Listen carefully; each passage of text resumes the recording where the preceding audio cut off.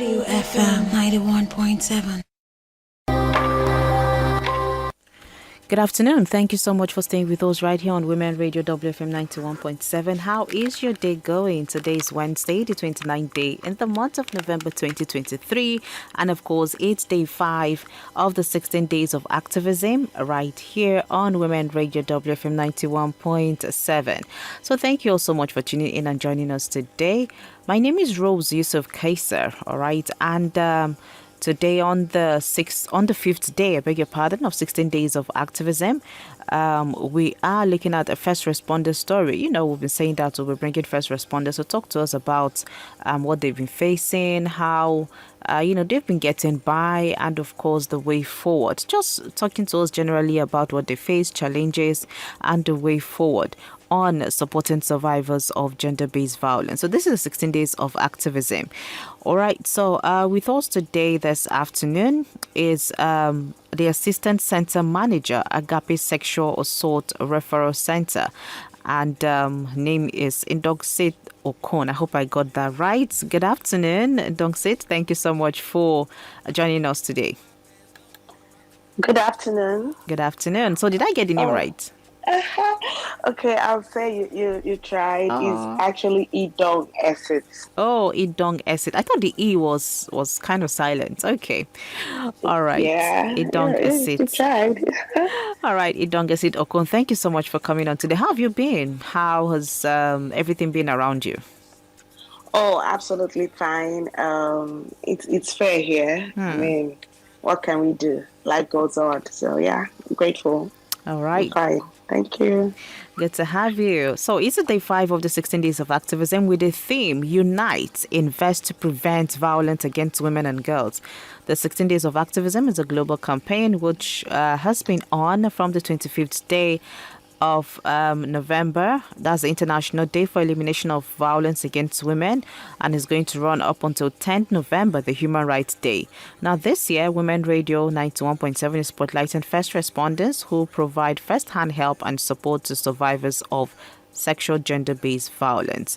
So do want to join the conversations by contributing or reacting to the program. Call us on 07000 917 917. Send us a text or a WhatsApp message to 070 317 56537.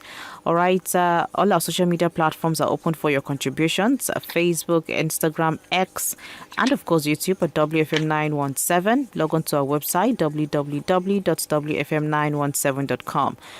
You can also download our mobile app WFM917. So today on day 5, the 16 days of activism, we'll be discussing a first responder story, work done so far, successes, challenges, and a way forward in ending violence against women. All right, so let's head on straight to the discussion for today on the program right here. So as the Assistant Center Manager of Agape Sexual Assault Referral Center, Idongasit, let's get to know how you have been responding so far to gender-based violence, especially in the locality where your organization is located. So how far so far is the story with responding to gender-based violence? Okay, thank you very much. I'll start by just throwing a little light to what we do at the Agape Sexual Referral Center. Okay, so it is a one-stop center that offers holistic, rapid, confidential, medical, counseling, forensic medical report, legal and other support services to survivors of rape and other forms of sexual assault in our community where we reside. And as an organization, we have been responding to different forms of gender-based violence, but particularly that which relates to sexual assault, sexual abuse, rape, as we'll call it. And I would say that, the experience has been mixed. There's been a lot of learning, unlearning, and relearning, and we have interfaced with a lot of survivors. Currently, statistically, we have attended to about 960 survivors of rape since the inception of the center in 2017 officially. So initially, I would say that the response was slow, and that is because people were unaware of the platform to report such cases. But going forward, with increase in sensitization, with increase in publicity, people, began to speak up. There was this break in culture of silence, and people began to speak up. So I would say for we responders, it has been traumatizing for both the workers and the survivors themselves. But the good Okay. thing is, when they come to the center, they're able to get all of the support that they need, to strengthen to strengthen the whole situation, like just to strengthen the response of the violence, or the response to the violence. So that it's something that has been very fulfilling, if I want to speak personally, because we see people who ordinarily they would have died in silence, in quote, but they have a platform where they can report. So yes, I would say we've done a lot of success stories. We've done different surgeries for children, especially. And if you want to disaggregate the data by age, I would say that majority of people who or clients who reported to the center were between the ages of 10 to 16. So we had more people reporting within that age bracket. However, there's still people who report from age 1 till about age 9. So yeah, adults, yes, a lot of adults, but teenagers, adolescents and teenagers are the most people who have been experiencing gender-based violence or Okay. rape, as the case may be. Yes.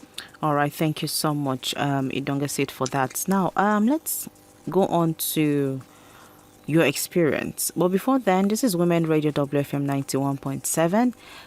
You can dial in oh 07 with the number 07000 917 Send a text or a WhatsApp message 070 317 56537. That is the numbers to get across with us this morning. This is 16 after 12 right here. So let's get to hear your experience in dealing with survivors of gender-based violence.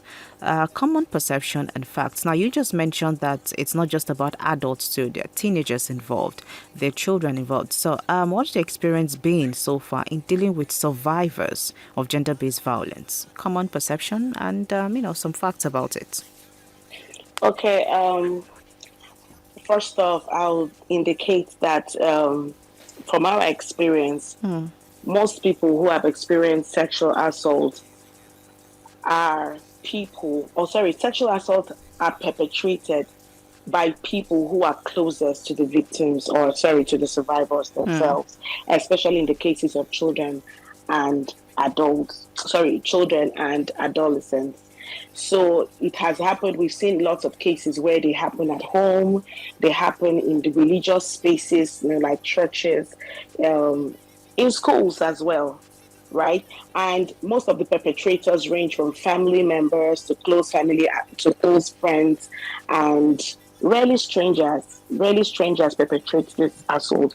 And we have come to realize that one of the things that have limited us from limited the society from reporting, or limited the tackle against gender-based violence, especially in the area of sexual abuse, has been different myths and stereotypes that have been age-long. These things have been in our society for a long time. In fact, even me as a responder, when I started my work in the space, in the ecosystem, I had to unlearn some things to be able to, adhere to the facts, and be able to give in my best at work. And then one of those perceptions have been that if someone gets really drunk, it is their fault that they end up getting raped, that they should have kept themselves safe. But the fact is that people have the right to drink alcohol without getting assaulted. And having, sex with someone who is very drunk, drugged, or unconscious is rape. And it is always the rapist's fault. Most of the survivors in this space they blame themselves. They suffer victim blaming. They're ashamed of speaking up, and that is because the society perceives that it is their fault. Now, another myth is that it is said that women lie about rape because they regret having sex with someone or because they want attention. But the fact is that the stories in the media can give the impression that women often lie about, sexual violence. But the fact is, false allegations of rape are very rare. Like for me, what I say is it takes a lot of courage for someone to walk into Agape Center. Now, if you're able to come to Agape Center, Yeah. you will hardly come with a false allegation because already we have not gotten over the fact that the survivor is the one that bears the brunt of rape and even gets more ashamed than the perpetrator. So why would you walk into a center like that if you were not really raped? Because already anybody seeing you walking through that path will already assume that, oh, you're having, a situation with rape. And in Africa, we have not gotten used to that issue yet, right? So that's it. And then if someone didn't scream, there's this other perception that if someone did not scream or Yeah. try to fight their attacker off, then it was not rape.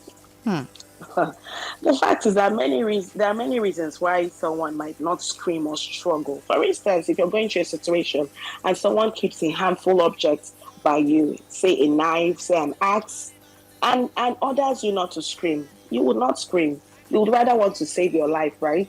And not scream. So whether the person screams or whether the person fought is immaterial when it comes to rape, because most rapists use manipulation or threats to intimidate or Yeah. control the other person. So no matter whether or not the person fights back, if they didn't freely consent to sex, then it is rape. Another myth says that if you're in a relationship with someone, it's okay to have sex with them. Well, everyone has the right to say no to any type of sexual activity and at any time, including with their partner. Consent must be given and received freely every time. Rape and sexual violence in a relationship is illegal, right? So another myth is if you're in a relationship with someone, okay, no, I have said if you're in a relationship with someone, it's okay. So other people also say that people who are or who were sexually abused as children are likely to become abusers themselves. Hmm. Well, the vast majority of people who were sexually abused as children were never raped or sexually abused by other people. It is a dangerous myth. And sometimes people are used to making that as an excuse for the behavior of people who are rapists or who are perpetrators. That is not an excuse for sexual violence against children or even adults. Another myth is women shouldn't go out alone at night as they are likely to get raped. Well, only 1 in 10 rape, statistically, are committed by strangers, like even by statistics generated by Agape Center. The rest are committed by someone the survivor knows. That's what I said in the beginning. It can be your friend, it can be a neighbor, a colleague, a partner, a family member. People are raped in their homes, in their workplaces, in All other right. settings that they were previously safe. You were safe in that place. All of a sudden, it becomes a You're no place of longer scare safe. Yeah. for you. And the risk of rape by strangers shouldn't be used as an excuse to restrict women from being where they want to be or doing what they want What to they do. want to do. However, everyone should be security conscious. Of We course. cannot rule. Yes, we cannot rule that out. Another myth says that women provoke men to rape them by wearing revealing clothes or flirting. This one was drummed in our ears right from the days when we were kids. Don't wear this dress, don't wear that, so that you do not attract a rapist to you. Well, the fact is, it doesn't matter what a woman is wearing or how she's behaving. If she does not consent to sex, that is rape. Only the rapist is ever responsible for rape. However, we encourage that you dress modestly Modestly. and you dress decently, right? However, that's not an excuse for rape. Whatever is the outcome of your dressing. Then another myth says that once a man is sexually aroused, he cannot help himself. He has to have sex. Men can control their urges, so God has given everyone the willpower to control their urge, just as women can. So no one needs to rape someone for sexual satisfaction. Rape is an act of violence and control. It can be explained away, and there are no excuses at all. Then there's this one I remember. I remember we were told even as kids that when it comes to sex, that women and girls give out mixed signals. They sometimes play hard to get, and they say no when they really mean yes. Me, I'm saying today that no is a complete sentence.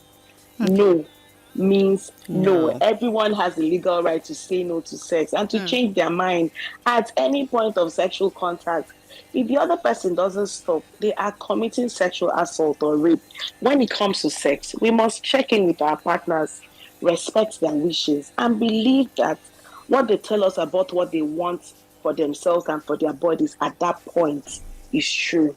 So there is nothing like she said yes, she said no, but her body movement said yes. Just take that no. It is a complete sentence, and that's it. Okay.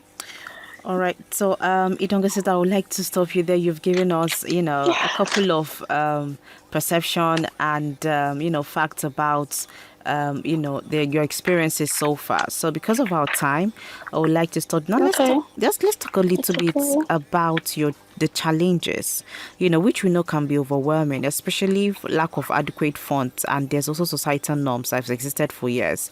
So how have you been able to overcome these challenges so far? In your journey as an organization, as a first responder organization. So maybe in just a minute or two, just help to summarize these challenges.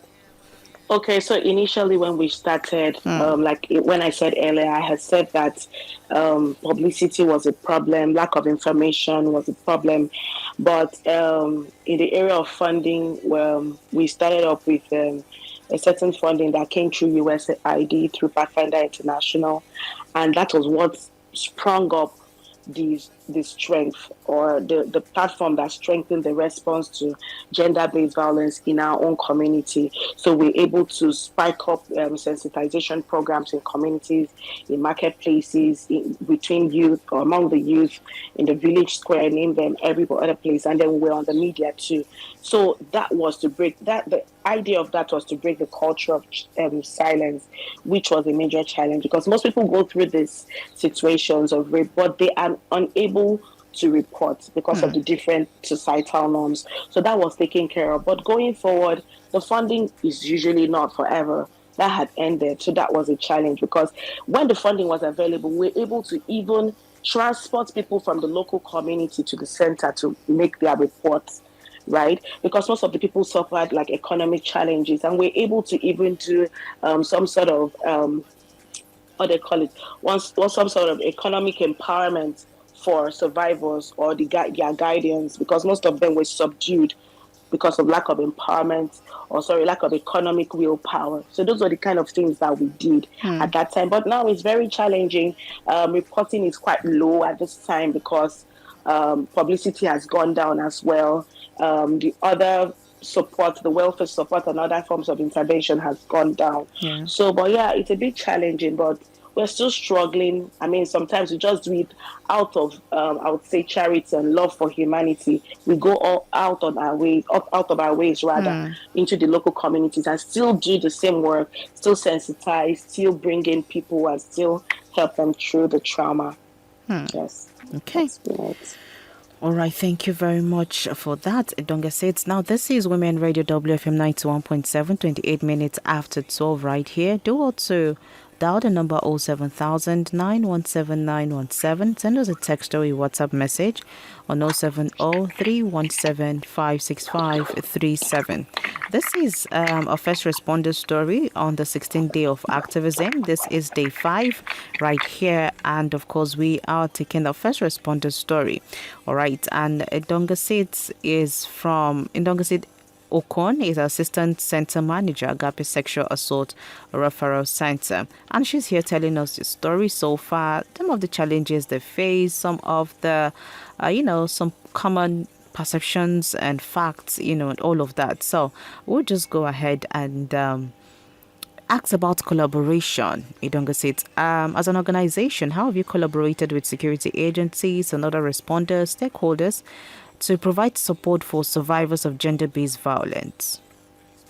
In just a few minutes too, please. Gender-based violence, the response to sexual abuse is a collaborative. It requires collaborative responses. It's holistic. So we don't work alone. Like as a center, we're collaborating with the Ministry of Health, who provide the doctors or the medical team, so to say. We collaborate with the police, who go through or who help through the process of prosecution and investigations where necessary. We also collaborate with the Ministry of Women Affairs, who come through with the safe spaces for these clients or these survivors, and they also provide psychologists and other welfare packages for survivors of rape and other forms of gender-based violence. So, in the area of the law enforcement agencies, we were able to meet up with the commissioner of police at that time, and they were able to establish a gender desk in every locality, in every local government, in everywhere nearest to the locality. Because from our own statistics, most people who report this violence are people in the rural communities, and it's hard for them to come to the urban areas to make some sort of report. So those gender desks were strengthened so that everyone can have access to law enforcement agencies through that platform. So yes, I'll say that it has been successful and it's still ongoing. Fair enough. Yes. Okay. All right. Thank you so much for that. Now let's get your recommendations for the government, the society, religious leaders, parents, women and girls. Now there's different groups are all stakeholders when it comes to support for survivors of gender-based violence. So what are your recommendations when it comes to these different groups? I'm talking about the government, the society, religious leaders, parents, women and girls. What are your recommendations to these different groups right now? Okay. I would like to say first to the government, it is a duty of the government to protect her citizens. So we all, no matter how it is, we'll always look up to the government for one level of protection or the other. So I'm recommending that all reported cases of rape should be thoroughly and promptly and impartially investigated, and perpetrators must be prosecuted and convicted if the sentence against them is with appropriate penalties. So that's the role of the government to do. And the existing discriminatory laws must be repealed and followed up with a concrete implementation and enforcement framework. So the thing is, there are lots of laws that govern gender-based violence. Lots of them have been domesticated by some states. So, but there's still loopholes, there's still bottlenecks in terms of implementation. Okay. So, if this can be done, this will go a long way, because when perpetrators are brought to book, the menace will reduce in the society. So that's for the government. And for the society, we should believe one another. We should believe and support survivors of gender-based violence, because one of the barriers is that survivors do not get support because we do not believe them. If you have the opportunity to hear from someone who have mentioned that he or she is going through a certain issue, or, in relation to GBV, you should be able to help. Okay. Help. In fact, the first help you should get is even listen to the person, and be able to connect the person to appropriate service providers. You can use the hospital, you can use the law enforcement, depending on how it is. But first, everyone going through a situation wants to be heard. They want someone to just say, "I believe you. I am with you on this." So that's to the society. And to parents, I would say that one of the things we have experienced when it comes to parents is that most parents do not are a bit too unapproachable to their children. So their children find it difficult to relate with them, about things that they may be going through. So sometimes they may go through a certain situation with a certain relative, with a certain family friend, with a certain teacher, but because they are afraid of your negative response, they may not talk to you. And that might make them talk to people who may not have, you know, a good I'll say a good advice or a good way of care for them. But if you're an approachable parent, chances are your child will be able to tell you everything, knowing that children are assaulted by persons close to them. So they should be enlightened. Parents should do as much as possible to enlighten their The children, children. enlighten them with sex education, enlighten them with safety, procedures, enlighten them with everything. There is nothing to hide when it comes to this, because trust me, I'm telling you, you may not be able to bear the consequences when they happen. So, to women and girls, women and girls, there is no point keeping quiet. There's no point keeping quiet.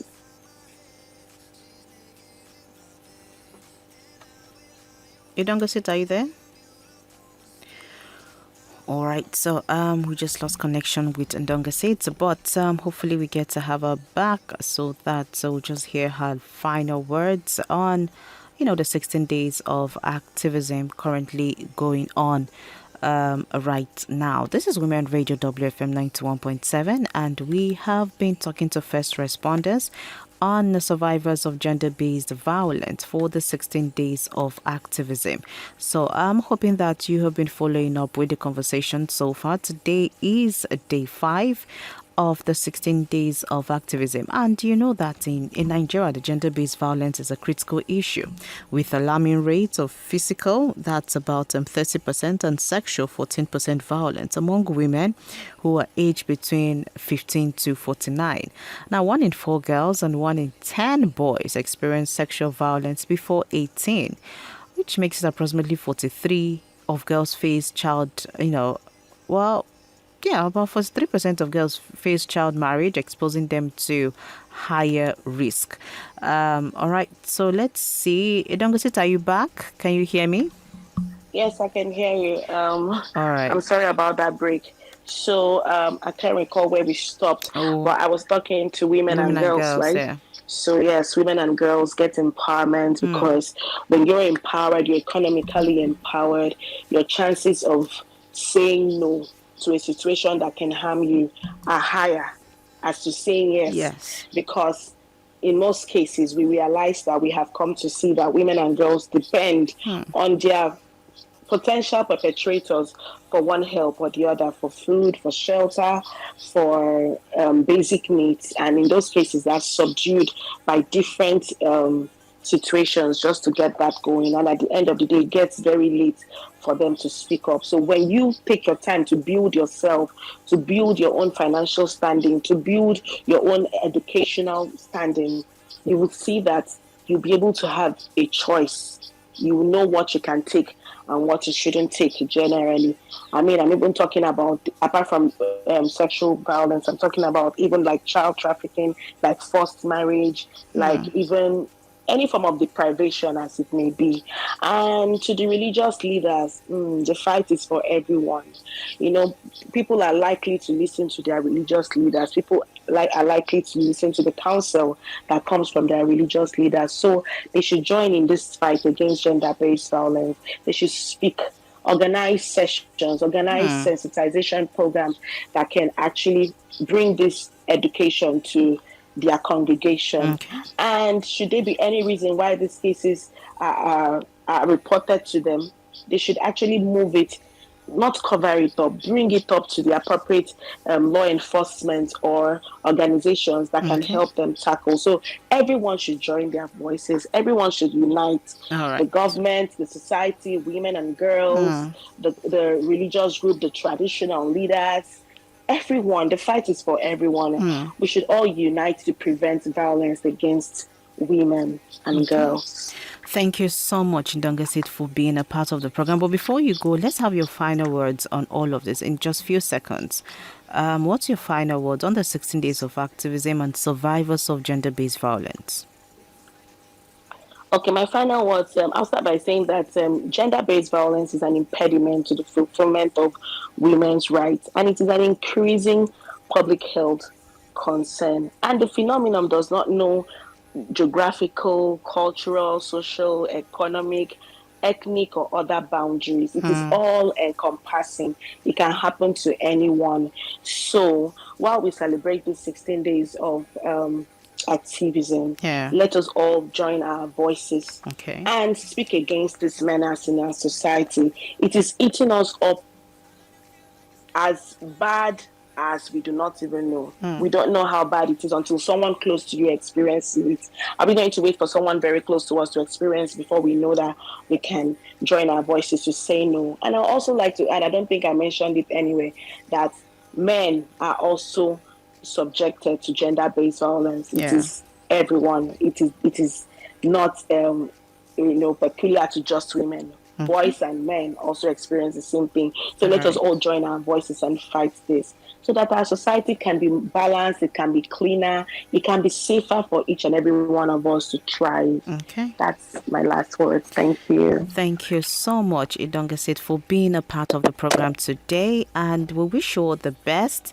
at the Agape Sexual Assault Referral Center. And hopefully by next year, things will look better in terms of supporting survivors and gender violence as a whole. Hopefully things will get better by before next year, 16 Days of Activism. Thank you so much for being a part of the program. Thank you so much, Women Radio, for having me. It was such a privilege. I'm grateful. All right. Have a great day and enjoy the rest of the week. You too. Thank you. Bye. Bye. All right. So Idongasi Dokon is Assistant Center Manager, Agape Sexual Referral Center. She just came up to tell us a first responder story. So that's what you can take today. Join us again tomorrow for another episode of a first responder story. Very big thank you to the producer, Esther Alaribe, and the assistant producer, Aisha, here on right here at Women Radio WFM 91.7, and of course the executive producer Tom Okewale Shonaya.